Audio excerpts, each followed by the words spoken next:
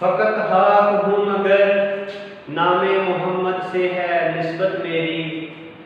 फ़कत हाक हूँ मगर नामे मोहम्मद से है निस्बत मेरी। बस एक यही वो रिश्ता है जो मेरी औकात बदल देता है। तो स्टूडेंट्स अस्सलाम वालेकुम, उम्मीद करता हूँ आप खैरियत से होंगे। तो हम बात कर रहे थे मल्टीप्लिकेशन ऑपरेशंस ऑन मैट्रिसेस पर, इस पे हम बात कर रहे थे। तो आज हम स्टार्ट करते हैं मल्टीप्लिकेशन बाय स्केलर। इससे पहले हमने ऑपरेशन सीखा था मैट्रिसेस पे, एडिशन का और सब्ट्रैक्शन का भी सीखा था। तो आज हम बेटा मल्टीप्लिकेशन बाय स्केलर यहाँ से स्टार्ट करते हैं। तो बेटा हम मैट्रिक्स अलजेब्रा के अंदर तमाम रियल नंबर्स को बेसिकली स्केलर कॉल करते हैं। तो हम किसी भी मैट्रिक्स को किसी भी स्केलर, किसी भी मतलब रियल नंबर के साथ मल्टीप्लाई कर सकते हैं। फॉर एग्जांपल मैं यहाँ पर एग्जांपल के साथ एक्सप्लेन करता हूँ कि हमारे पास कोई भी मैट्रिक्स है 1 2 3 -4 यूँ आपने ले। तो बेटा किसी भी स्केलर के साथ मैं यहाँ पर अगर 3 ले लेता हूँ तो ये हम इस स्केलर को इस मैट्रिक्स के साथ मल्टीप्लाई कर सकते हैं। 3 1 3 या आप यूँ भी लिख लें 3 × 1 3 × 2 3 × 3 3 × -4। तो बेटा ये इसको सॉल्व करेंगे तो ये हमारे पास आ जाएगा 3 1 3 3 2 6 3 3 9 और 3 4 12। तो ये प्लस के हैं, ये माइनस के, प्लस माइनस माइनस। ठीक है, तो ये हमारे पास आ गया मल्टीप्लिकेशन बाय स्केलर। तो हम किसी भी मैट्रिक्स को किसी भी स्केलर के साथ मल्टीप्लाई कर सकते हैं। नंबर 2, ये 3 था, 2 हम पिछले वीडियो में कर चुके थे। Number 4 multiplication, matrix multiplication, matrix multiplication. अब बेटा देखें, जब हमें दो मैट्रिसेस दिए गए हों तो उनकी मल्टीप्लिकेशन का हमें कहा जाए तो हम मल्टीप्लिकेशन कब कर सकते हैं? हमने उनका ऑर्डर पहले चेक करना होता है कि हमारे जो गिवन मैट्रिसेस हैं उनकी ऑर्डर क्या है। उनके ऑर्डर के कोरेस्पॉन्डिंग हम ये चेक करते हैं क्या इन मैट्रिसेस की मल्टीप्लिकेशन पॉसिबल है अभी या नहीं है। सपोज करें हमारे पास एक मैट्रिक्स ए है जिसकी ऑर्डर आप ले लें R क्रॉस C ले लें। सपोज करें R यहाँ पे ये रिप्रेजेंट कर रहा है रोज को और C रिप्रेजेंट कर रहा है कॉलम्स को। तो दूसरा मैट्रिक्स हम ले लेते हैं B। तो B का ऑर्डर जो है वो आप यूं रखकर समझ लें कि S क्रॉस D ले लें फॉर एग्जांपल। यहाँ S इस मैट्रिक्स B की रोज को डिनोट कर रहा है और ये D इस मैट्रिक्स B की कॉलम्स को शो कर रहा है। तो बेटा ये दो मैट्रिसेस हैं A और B। तो जब हम इन दोनों को मल्टीप्लाई करेंगे देन AB ये दोनों मैट्रिसेस मल्टीप्लाई कब हो सकेंगे? अगर इफ फर्स्ट रो की कॉलम फर्स्ट मैट्रिक्स के कॉलम्स और सेकंड मैट्रिक्स की रोज इक्वल हों तो हम दोनों मैट्रिसेस को मल्टीप्लाई कर सकते हैं।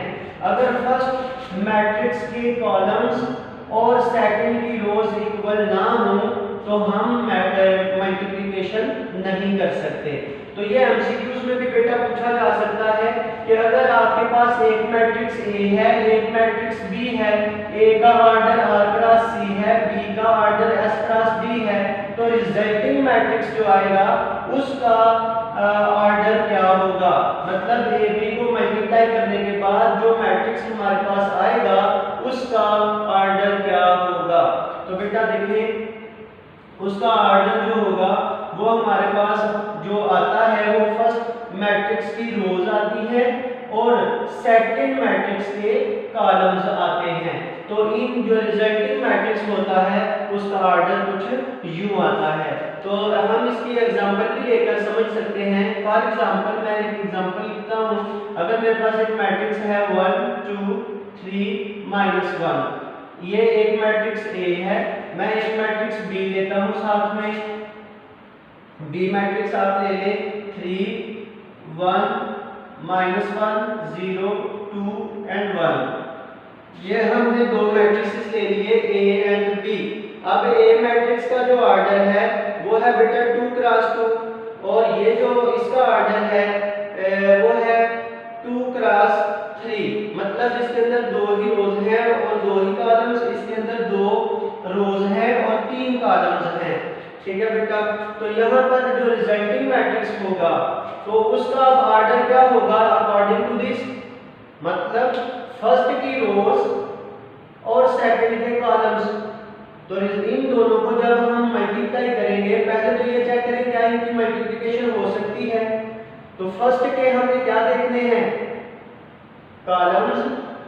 तो फर्स्ट के कितने कॉलम्स हैं 2, और सेकंड के हमने क्या चेक करने हैं रोज। तो सेकंड की कितनी रोज हैं 2। जब फर्स्ट के कॉलम्स और सेकंड की रोज इक्वल हैं तो इसका मतलब है कि मल्टीप्लिकेशन पॉसिबल है। अब मल्टीप्लिकेशन हो सकती है ये बात हमने जान ली है। तो नेक्स्ट बेटा ये देखिए, जब मल्टीप्लिकेशन हो सकती है तो मल्टीप्लिकेशन करने के बाद अब इन दोनों को जब हम मल्टीप्लाई करते हैं तो जो आंसर आएगा, जो मैट्रिक्स आएगा उसका ऑर्डर क्या होगा। तो इसके अकॉर्डिंग इन दोनों मैट्रिसेस के फर्स्ट की रोज और सेकंड के कॉलम्स, मतलब ये ऑर्डर होगा। तो फर्स्ट की जो रोज है वो कितनी है 2 रोज हैं इसकी, और इसके कॉलम्स कितने हैं 3 हैं। तो मतलब जो हमारा रिजल्टिंग मैट्रिक्स आएगा उसका ऑर्डर क्या होगा 2 क्रॉस 3 होगा। तो हम इसको मल्टीप्लाई करके चेक करते हैं क्या वाकई यही आता है पता। 1 2 3 -1 3 1 -1 0 2 एंड 1। तो बेटा इन दोनों को हम मल्टीप्लाई करते हैं तो देखें A B which is equals to, तो जब हम मल्टीप्लाई करते हैं तो फर्स्ट रो और इसका फर्स्ट कॉलम, पहले जो फर्स्ट मैट्रिक्स होता है उसकी फर्स्ट रो लेते हैं और सेकंड का फर्स्ट कॉलम लेते हैं। तो बेटा इसको इसके साथ मल्टीप्लाई करें 1 3 आर 3, फिर दरमियान में हम एडिशन का साइन डालते हैं। 2 को 0 से मल्टीप्लाई करेंगे तो 0। अब बेटा इसी तरह से अब फर्स्ट रो सेकंड कॉलम को करें तो ये 1 + 4 आ गई। फिर बेटा फर्स्ट रो थर्ड कॉलम करें तो ये -1 + 2 आ जाते हैं। फिर बेटा नेक्स्ट देखें, अब इस रो को छोड़ दें। अब सेकंड रो फर्स्ट कॉलम, 3 को इससे मल्टीप्लाई करेंगे 9 प्लस, तो ये प्लस माइनस -0। 0 कभी भी ना तो प्लस का होता है ना ही माइनस का बेसिकली होता है।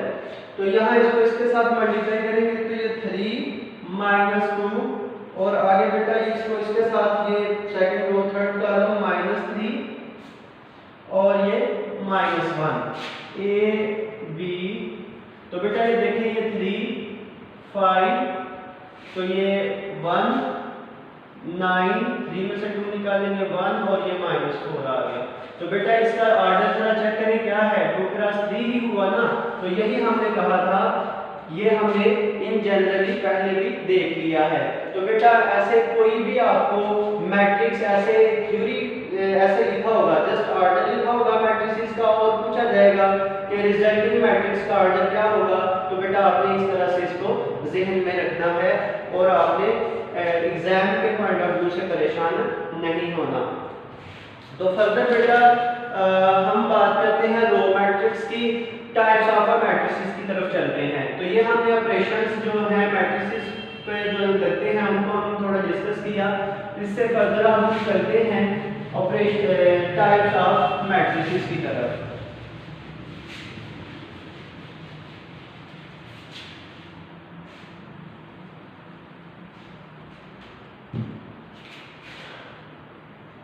Types of matrices.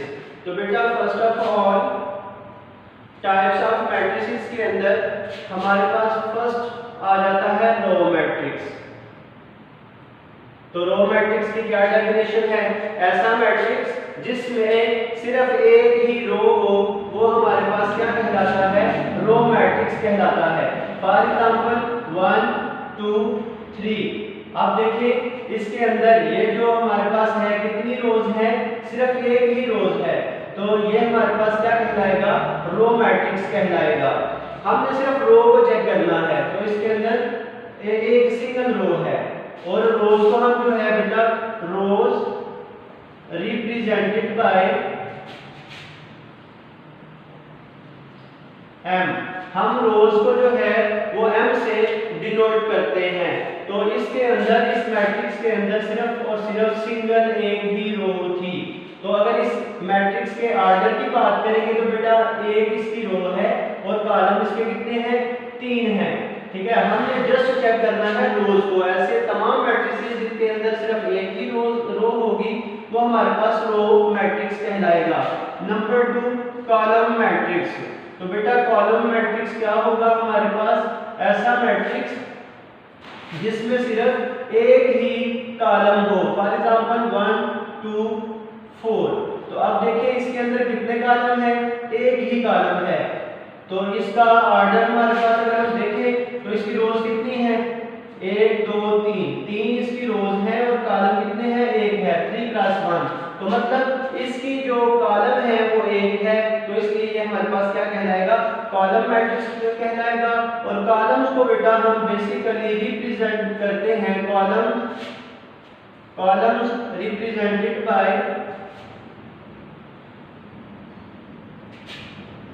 n। Columns को हम n से रिप्रेजेंट करते हैं। तो बेटा यहां से नेक्स्ट हमारे पास आ जाता है square matrix. Square matrix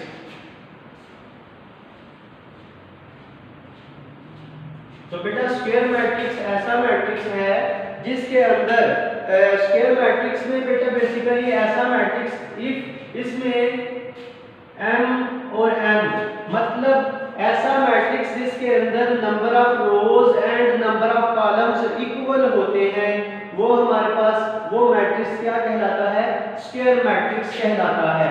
matrices basically ये बेटा एडिशन जमा का वर्ड है। ठीक है, तो ये हमारे पास एक मैट्रिक्स में यहाँ पे लिखता हूँ 1 3 4 5। तो यहाँ पर देखिए इस मैट्रिक्स की कितनी रोज हैं? 2 रोज हैं और कॉलम्स कितने हैं? 2 हैं। मतलब 2 ही रोज हैं और 2 ही इसके कॉलम्स हैं। तो इसका मतलब m और n इक्वल है, तो लिहाजा ये हमारे पास क्या है? स्क्वायर मैट्रिक्स है। बेटा क्वेश्चन डेफिनेशन अगली हम चलते हैं rectangular matrix. Rectangular matrix rectangular matrix ऐसा मैट्रिक्स जिसके अंदर नंबर ऑफ रोज और नंबर ऑफ कॉलम्स इक्वल नहीं होते वो हमारे पास क्या कहलाते हैं? ऐसे मैट्रिसेस कहलाते हैं rectangular matrices. If m is not equal to n। ठीक है, जिसमें number of rows number of columns के इक्वल नहीं होते। For example 5 6 7 8 1 2। ये मैंने एक मैट्रिक्स लिया बेटा, इसमें नंबर ऑफ रोज कितने हैं? मतलब m हमारे पास कितने हैं?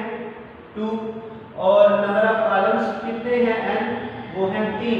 इसका मतलब m is not equal to n। तो ये हमारा जो मैट्रिक्स हुआ ये क्या कहलाएगा? रेक्टेंगुलर मैट्रिक्स कहलाएगा। तो बेटा इसके आगे हम देखते हैं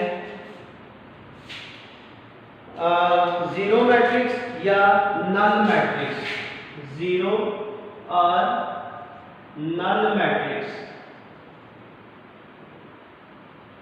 जीरो और नल मैट्रिक्स तो बेटा ऐसा मैट्रिक्स जिसकी तमाम एंट्रीज जीरो हों वो हमारे पास क्या कहलाएगा? नल मैट्रिक्स कहलाएगा या जीरो मैट्रिक्स कहलाएगा।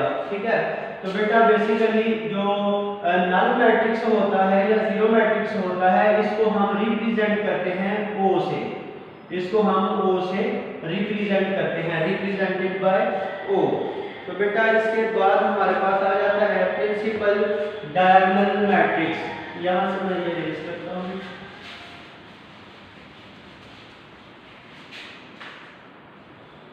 प्रिंसिपल, ये फिफ्थ थी, ये सिक्स्थ आ गई। Principal diagonal matrix.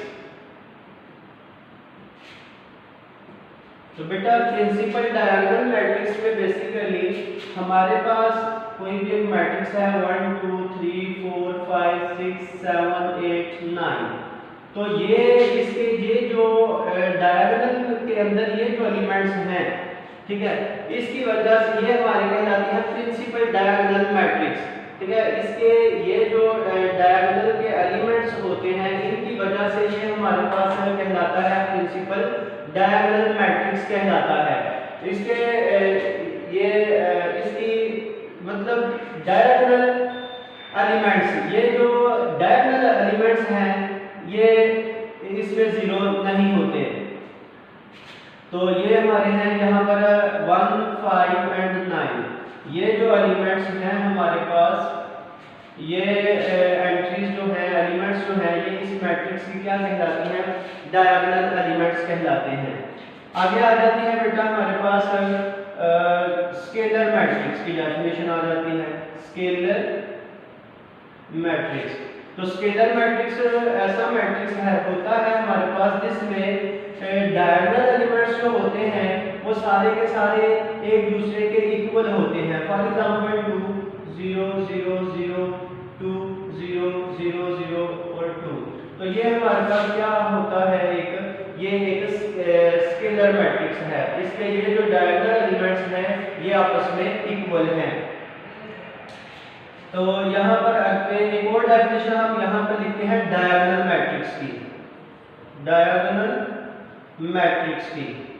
तो डायगोनल मैट्रिक्स बेसिकली हमारे पास एक ऐसा मैट्रिक्स होता है जिसके डायगोनल वाले जो एलिमेंट्स हैं वो जीरो नहीं होते, बाकी इसके तमाम एलिमेंट्स जो होते हैं वो जीरो होते हैं। तो यहाँ पर देखिए ये जो इसके डायगोनल एलिमेंट्स हैं वो जीरो नहीं हैं। तो बेसिकली अगर हम यहाँ पर देखें कि प्रिंसिपल डायगोनल मैट्रिक्स और डायगोनल मैट्रिक्स में क्या डिफरेंस है, तो इसमें यही डिफरेंस है कि इसके अंदर डायगोनल एलिमेंट्स के अलावा बाकी तमाम नॉन डायगोनल एलिमेंट्स जो हैं वो जीरो होते हैं और इसमें नहीं होते। ठीक है, तो ये हमारे पास डायगोनल मैट्रिक्स कहलाता है। और अगर हम स्केलर मैट्रिक्स की और डायगोनल मैट्रिक्स के अंदर डिफरेंस देखें तो स्केलर मैट्रिक्स में और डायगोनल मैट्रिक्स में डिफरेंस ये है कि इसके तमाम डायगोनल एलिमेंट्स एक दूसरे के इक्वल होते हैं और इसमें इक्वल नहीं होते। आगे हमारे पास आ जाता है आइडेंटिटी मैट्रिक्स की हम बात करते हैं। आइडेंटिटी मैट्रिक्स,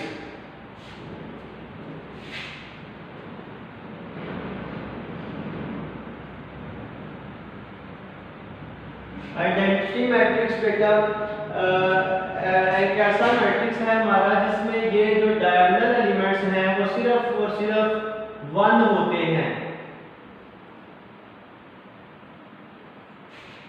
यानी कि ये हमारे पास 1 1 होना चाहिए। 1 के अलावा अगर यहाँ 2 2 आ जाए तो स्केलर मैट्रिक्स है, 3 3 आ जाए स्केलर मैट्रिक्स है, कुछ भी आ जाए अदर देन 1 तो वो हमारे पास स्केलर मैट्रिक्स हो जाता है। अगर ये 1 1 सिर्फ इसके डायगोनल एलिमेंट्स में आता है और बाकी तमाम नॉन डायगोनल एलिमेंट्स जीरो होते हैं तो ये हमारे पास कहलाता है आइडेंटिटी मैट्रिक्स। और ये जो आइडेंटिटी मैट्रिक्स है इसका ऑर्डर है 3 क्रॉस 3 और यहाँ पर आइडेंटिटी हम यूं भी ले सकते हैं, ये 2 क्रॉस 2 की आइडेंटिटी होगी हमारे पास इसी तरह से। ठीक है, तो 4 क्रॉस 4 की भी ऐसे। तो जो भी बेसिकली स्केलर मैट्रिक्स है ये स्क्वायर होना चाहिए और डायगोनल मैट्रिक्स भी जो है ये भी स्क्वायर होता है और ये आइडेंटिटी जो है ये भी स्क्वायर मैट्रिक्स ही होता है, स्क्वायर की फॉर्म में होता है, मतलब इसमें नंबर ऑफ रोज और नंबर ऑफ कॉलम्स इनमें इक्वल होते हैं। तो बेटा आगे हमारे पास आ जाता है triangular matrix, upper triangular matrix, upper triangular matrix. Upper triangular matrix, इसमें हम देखें तो ये हमारे पास आ जाता है 1 2 3 0 4 5 0 0 6। आप यूं ले लें तो बेटा ये देखें ये एक ट्रायंगल बन रही है, ठीक है। तो ये हमारे पास ये कहलाता है अपर ट्रायंगुलर मैट्रिक्स कहलाता है ये वाला। और lower triangular matrix, lower triangular matrix, lower triangular matrix बेटा इसमें यहाँ पर कर लेते हैं 1, इसमें 1 0 0 2 3 0 5 6 7। अब बेटा इसमें ये हमारे पास ये ट्रायंगल कुछ यूं बनती है, तो ये हमारे पास कहलाता है लोअर ट्रायंगुलर मैट्रिक्स। मतलब डायगोनल एलिमेंट्स के नीचे अगर 0 0 बन रहे हैं तो वो हमारे पास कहलाता है अपर ट्रायंगुलर मैट्रिक्स, और अगर डायगोनल मैट्रिक्स के ऊपर 0 बन रहे हैं तो वो हमारे पास कहलाता है लोअर ट्रायंगुलर मैट्रिक्स कहलाता है। आगे बेटा हम यहाँ पर मैं एक चीज बताना आपको साथ यहाँ पे इसके बता देता हूँ। आइडेंटिटी मैट्रिक्स के अगर हमारे पास हमें कोई भी मैट्रिक्स गिवन हो, ये हमारे पास 9 आ गई, ये 10 वाली आ गई, 11 12। अगर बेटा हमें कोई भी given, let's suppose given a matrix, given a square matrix B, अगर हमें कोई एक स्क्वायर मैट्रिक्स B गिवन है, ठीक है, if there exist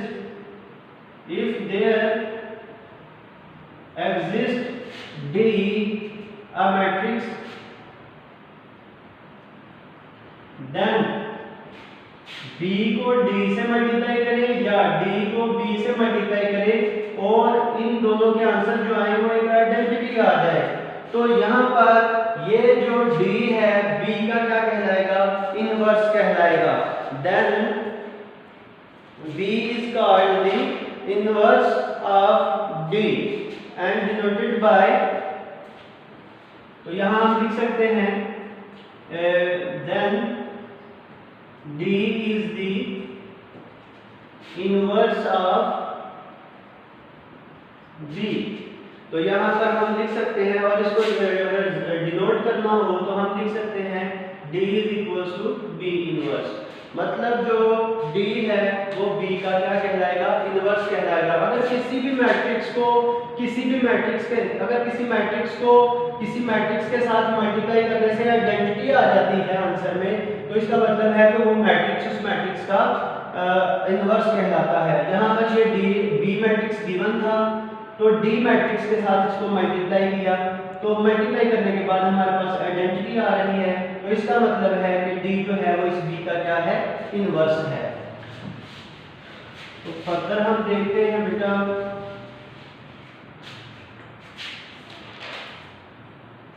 transpose of a matrix, transpose of a matrix.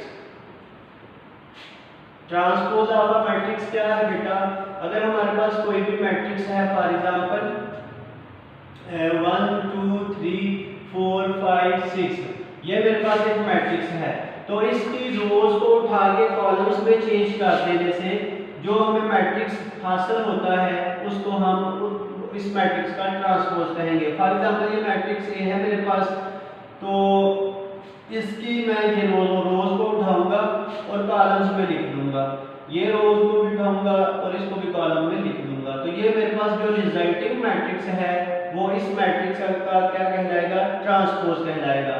और इसको रिप्रेजेंट करते हैं हम इस तरह से, तो ये हमारे पास ट्रांसपोज कहलाएगा इस मैट्रिक्स का। तो इसको हम इस तरह से रिप्रेजेंट करते हैं और इसकी रोज को उठा के कॉलम्स में चेंज कर देते हैं, तो जो रिजल्टिंग मैट्रिक्स होता है वो इस मैट्रिक्स का हमारे पास कहलाएगा ट्रांसपोज ऑफ अ मैट्रिक्स कहलाएगा। आगे बेटा हमारे पास डेफिनेशन आ जाती है, सिमेट्रिक मैट्रिक्स की एक डेफिनेशन आ जाती है, सिमेट्रिक मैट्रिक्स। सिमेट्रिक मैट्रिक्स क्या होता है हमारे पास कि अगर हम किसी मैट्रिक्स का ट्रांसपोज लें और दोबारा से वही मैट्रिक्स आ जाए तो वो मैट्रिक्स क्या कहलाता है, सिमेट्रिक मैट्रिक्स कहलाता है। यानी एक मैट्रिक्स ए है, अगर इसका ट्रांसपोज लिया जाए तो वो इसके दोनों इक्वल आ जाते हैं, तो ये हमारे पास क्या कहलाता है, सिमेट्रिक मैट्रिक्स कहलाता है। फॉर एग्जांपल से मैं एक्सप्लेन करता हूं ताकि सही से समझ आ जाए। A इज इक्वल्स टू 2 3 1 3 4 5 1 5 7, ये मैंने एक एग्जांपल लिखी। तो बेटा इसका ट्रांसपोज लें जरा, तो जब मैं इसका ट्रांसपोज लूंगा तो देखिए क्या आ जाता है, ये रोज इस रो को उठाएं कॉलम में लिख दें, इस रो को उठाएं कॉलम में लिख दें, इस रो को उठाएं कॉलम में लिख दें। तो देखें जरा, ये जो ए मैट्रिक्स था सारे का सारा, और ये जो हमारे पास रिजल्टिंग ट्रांसपोज लिया मैंने, तो ये देखें ये दोनों इक्वल आ गए। जब ये दोनों इक्वल है तो इसका मतलब है कि ये मैट्रिक्स क्या कहलाएगा, सिमेट्रिक मैट्रिक्स कहलाएगा। तो इसी तरह से बेटा स्क्यू सिमेट्रिक के लिए ये डेफिनेशन है कि अगर किसी मैट्रिक्स का ट्रांसपोज लें तो वो इक्वल आ जाता है, मतलब इस तरह से अगर किसी मैट्रिक्स का ट्रांसपोज लें तो उसके जो एंट्रीज होती हैं उसकी गिवन मैट्रिक्स की, उसके कोरस्पॉन्डिंग उसके साइन चेंज हो जाते हैं, मतलब जो नेगेटिव की एंट्रीज होती हैं वो पॉजिटिव की और जो पॉजिटिव की होती हैं वो नेगेटिव की। तो ये हमारे पास स्क्यू सिमेट्रिक मैट्रिक्स कहलाता है। तो तब तक के लिए अब मैं आपसे इजाजत चाहता हूँ। इंशाल्लाह फर्दर हम इसमें आगे हम बात करेंगे, डिटरमिनेंट की बात करेंगे, और हम लोग फर्दर इस पे बात करेंगे कोफैक्टर्स पे और माइनर ऑफ दी मैट्रिसेस पे बात करेंगे इंशाल्लाह। तब तक के लिए अल्लाह हाफिज़, अस्सलाम वालेकुम।